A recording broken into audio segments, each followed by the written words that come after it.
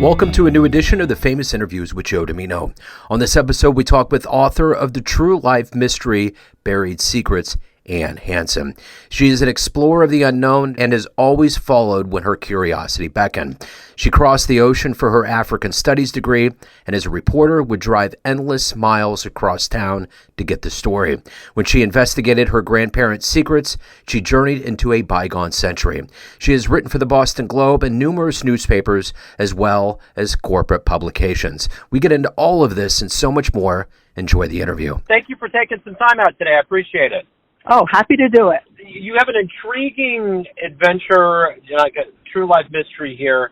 And before we get into that, I want to know, I guess the last couple of years has been kind of a mystery too, in certain ways. How did you survive COVID? And how has that time period changed the way that you live your life now that things are kind of opening up? Well, let's see. I think I was very fortunate in that I have a day job and I have been doing it remotely for a number of years, so I could just continue working every day. I'm one of those work to live people. I do the job so I can pursue all my other interests. I think what happened during COVID is I finished my book. All the things that I had used to do, my husband and I used to travel a lot, and I have friends. We love to travel, we love to socialize. All of those things kind of went on hold, and I know it was a time of suffering for many people. For me, I had all this time I had never had before, and it allowed me to focus on finishing my book. You have a day job, obviously, and you're a writer, but let me just kind of boil this down to something that can be, simply digestible by everybody out there, and it's this. If you're in front of a bunch of third graders at a career day and one of them looks up at you and says, "What do you do for a living?" How would you answer them? Oh, I would say I am I studied Africa in college. But now I impersonate a member of a software company's IT department during the day. I work in IT, but in my free time is when I pursue all the things I love, which is writing and art. We may have more in common here. My day job, I'm an IT technician for a school district in the Kansas City Metro. Okay, wow, yes. So you understand it well. Yeah, I'm not sure.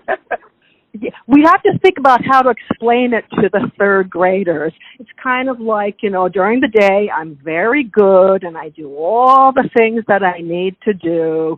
But then at night and the weekends, I do all the things that I love to do, which is writing and art. I think that's how I would explain it. Yeah, I think so, yeah. And I think a lot of people get confused. They're like, well, how do you use the right and left side of your brains? Because people think IT people are linear and they're only on one side of things, kind of like the Big Bang guys. But it's a mixed bag. Well, the thing is, I'm really, at heart, I'm really like the liberal arts, the arty kind of person. When people meet me, they always think I'm in a creative profession, and then I tell them, I work in IT, and they're always surprised. Like, you don't seem like an IT person. I actually learned to be an IT person. I sort of activated the side of my brain that was, very good at that kind of stuff. So, but there's a link between the two. Like IT, you have to be very sort of systematic and methodical. So let's go back over to the creative side of things and to the writing side of things. Like my book, it's a true story about how I uncovered the secret path that my grandparents took to their graves. And I did a ton of research. And then I engaged in the writing process, and the research and the writing happened at the same time. Doing the research, you have to combine being very careful and methodical and systematic, but you also need to just be creative, like keep your mind open, like just follow the data and, oh, maybe I should try this, or, oh, maybe I should look there. And so in a way, that's where the research process becomes very free-flowing and creative. And that's how I made some of my best discoveries, like, oh, what? I never thought of trying that. Maybe I'll try that. And I'm sure, like, when you talk to your musicians, and I enjoyed listening to some of your podcasts, by the way, very talented guests. But, you know, they would just try new things, go on to new things, and always be open to new influences. And I do think that, you know, you can bring that creative side, not just, well, obviously to the writing, but also to the research process. Yeah, it's an interesting intersection of linear and nonlinear, and it works well because you're right. You do need to kind of use the whole idea of peeling back the onion layers when you do IT work, but it also works when you have to be methodically creative about what you're doing to find out the essence of a story. So I'm curious how this happened for you in your life. How did go back to your childhood where you were born and raised, and how did these seeds of getting into IT and then eventually becoming a writer, how did those kind of come together for you? Yeah, well, getting into IT was actually much later. I grew up outside Philadelphia in Montgomery County, for those who are familiar with Philadelphia. My parents we went to Quaker schools, which are schools that are very progressive, and they have a lot of, you know, social values that are progressive and service to the community. So I grew up outside of Philadelphia in the 60s and 70s. Growing, you know, my favorite subjects were gym and art. The things I was best at were, you know, research and writing. But I grew up. So, I grew up loving gym and art, having no idea what I wanted to do when I grew up. You know, I also grew up with my dad always just talking to us about how he was wondering about his parents' past, because he grew up in a working class community in Akron, Ohio. He was born during the Depression. His parents were very secretive. You know, they were from Brooklyn, but they refused to talk about their past. They're all dead. That's what they said to him. So I grew up outside of Philadelphia, hearing my dad's stories and wondering about his parents' past.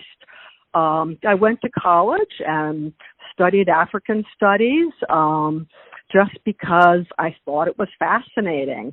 I hadn't, you know, here's where sort of the free-flowing discovery thing happens again. I took a course in West African history, and I learned about, like, the trans-Sahara trade that took place in, like, the 1500s, and that there were these kingdoms in West Africa. And I was just so fascinated by that, because when we learn about Africa, actually my school had a wonderful course on African American history that occurred when I was in 8th grade. But what you learn is about the slave trade, and you know, it's a very shameful, sad history, although it did enriched the American musical scene beyond measure. But it was just so fascinating to learn that Africa had this wonderful history that had nothing to do with the slave trade, and that there was these various kingdoms all over Africa. So anyway, you're asking me how the journey that I took. So I tried a lot of, different things after college. I had no idea what I wanted to do.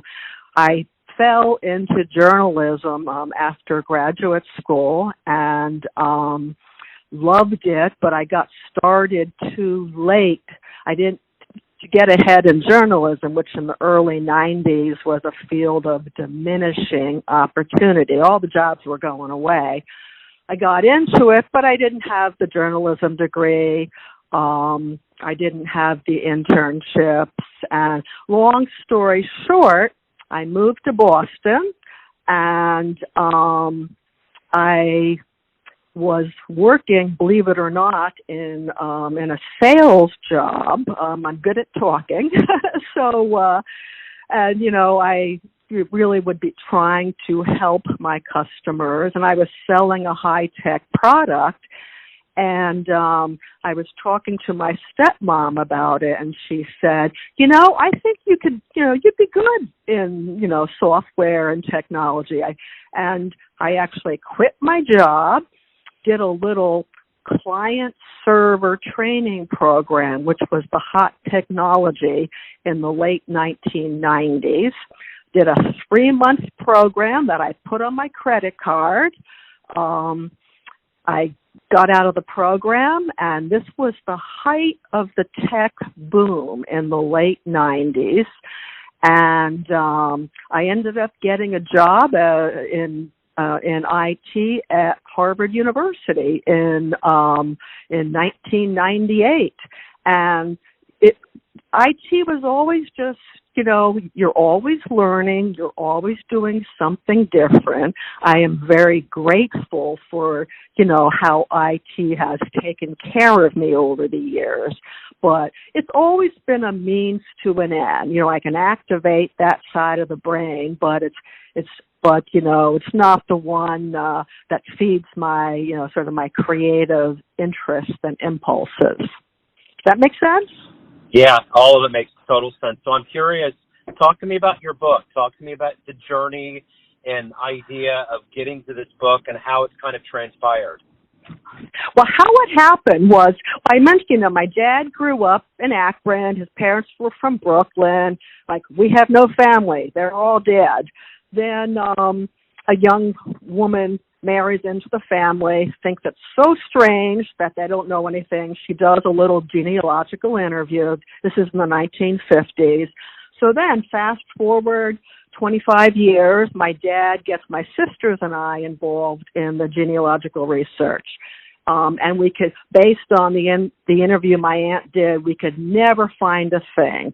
Couldn't validate a single name, fact, person from our family's supposed past.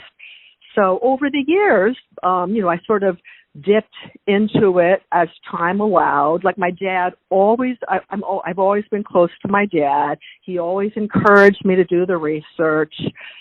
So like I lived in New York for a college semester. So I went to the New York Municipal Archives and, did all this research. I went to the New York Public Library. The Brooklyn Library has a wonderful history section with all of these old city directories. It's a beautiful library. So I did all this research, could never find a thing. Then over the years, we would all do this research from time to time, and ultimately everybody but me just gave up. Like, we can't find them. One of my uncles who was involved, how he summed it up was, our parents never existed. There was no record of them ever existing in New York or anywhere. And they had by this time passed. And even when he was living, my grandfather just refused to talk about it. You couldn't get a word out of him. So everyone had given up except me. And then, so, I kept trying and trying. And it was really, why did I keep on looking when everyone had given up except me? It was, it just drove me nuts that we couldn't find anything. There had to be an answer, if only I could find it. I actually spent, this is in the year 2002, I actually spent a whole day sitting in the municipal archives of New York City, going through microfilm of every single person who died in New York City between 1915 and 1920, because one of the little snippets of information my grandfather had given was that he had a little sister named May who had died during the flu pandemic. And of course, it's funny now that, we've had this terrible pandemic now. Well, they had pandemics like around 1918 and 19 that were equally, actually even more horrific. But at any rate, everyone gave up except me. And then finally, two of my dad's brothers died, and he came into possession of a box of his parents' old photos. And a crooked little black and white photo of a gravestone with a blurry inscription that looked like it was a photo taken by accident. Back in the old days, you would have, rolls of photos, and, there'd be some that just were messed up, but you didn't bother to throw them away. That's what I first thought it was. And this wobbly little crooked photo ended up ultimately providing the clue that, blew the whole thing open. So I was really the family detective. And so then, we're up to 2002 now. So I just kept researching it and I essentially discovered my grandparents' hidden past. And, they weren't who they said they were. And, they had a past that was,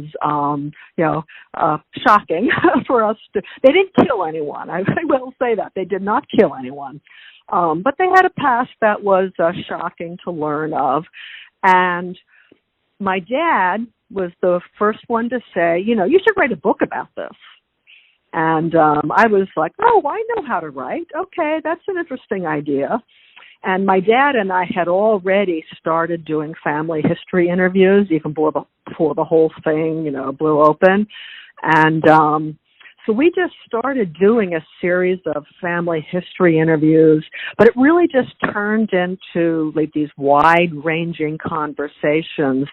It was really a wonderful, experience. And I would say to anyone who, my dad at the time was 69 in his 70s.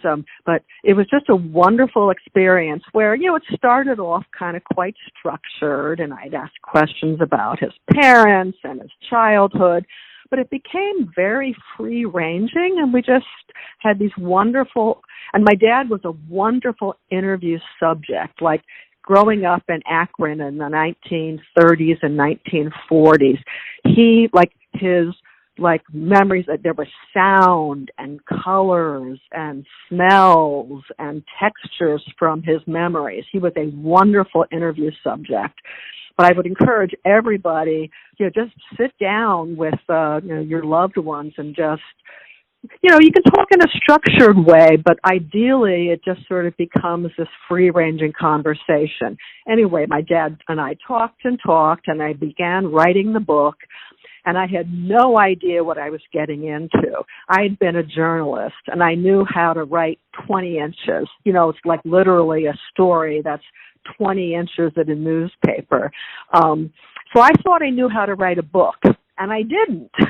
But, I took a bunch of classes at a wonderful writing center in Boston called Grub Street. And I learned how to write a book.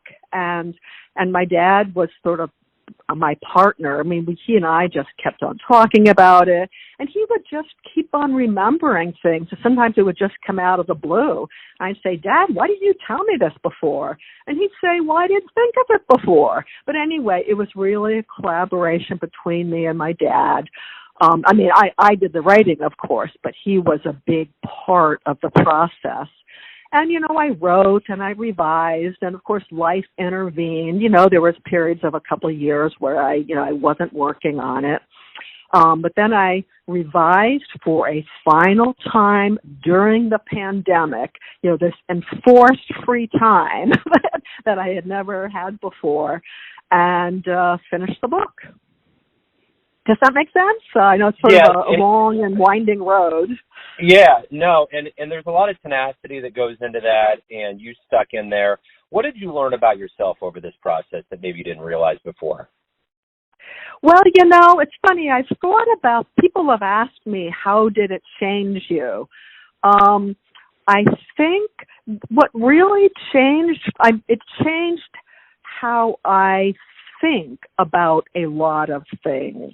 And it changed how I see my family, like just my own immediate family. In the process of just talking to my dad so much about the book and about his past and about our family, I came to know my immediate family better, and why my parents are as they are and why things happened as they happened. I also began to think about where my family comes from in a different way as I learned about I feel like I came to look at families in the 20th century in their place in history differently. Both of my parents were working class kids who went to the University of Akron. That was the municipal school where, everybody lives at home, and it's actually now part of the University of Ohio system, but at the time it was a municipal school for working class kids. I came to see how the mid-20th century was a time of opportunity for working class families that, maybe does not exist anymore. But I also, so that's sort of like the political, social part of it. But I also came to think about human nature differently when I learned about, my grandparents' true past. And I just began to think about, why does somebody make the decision that they make? I guess I don't want to, I think I've always been a compassionate person, but I think I became more so in just understanding that people make, decisions that can be hard to understand, but you have to look at the times that they lived in. I would also add that, how this changed me. I'd always been close to my dad, but I just came to know him in an entirely different way, which was a wonderful experience. And when I was writing the book, two of his brothers had died, and these were the brothers that he was very close to growing up. So he felt very alone. He felt lonely. And through traveling with him into his past, I became the key. I knew his past, so I was with him in his past, and that was just a wonderful experience. So, I think I'm still the same person, but I just have had all of these experiences which have completely enriched my life.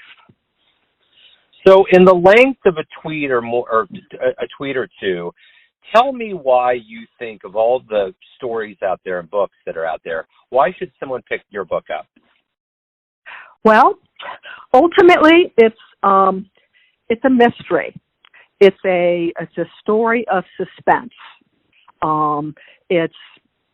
nobody kills anyone, but it's a mystery. It's a story of suspense about uncovering the hidden past. It's meant for people who are interested, love suspense, are interested in history, and are interested in family relationships. So a story of suspense about discovering the hidden past. So if anybody wants to pick up your book, learn more about you, anything involving this project or anything with you, where's the best place on the web for them to go?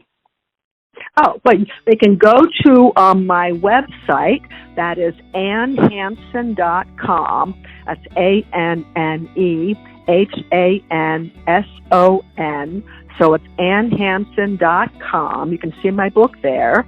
It's also available. You can Google Looking for Frank and Ida by Anne Hanson. That will bring up my website, and you might also bring up Amazon. You can also order it through Barnes & Noble. But, the best place to start is my website, AnneHanson.com. And this has been wonderful. Thank you for opening up. Good luck with everything. Have a great holiday in 2023.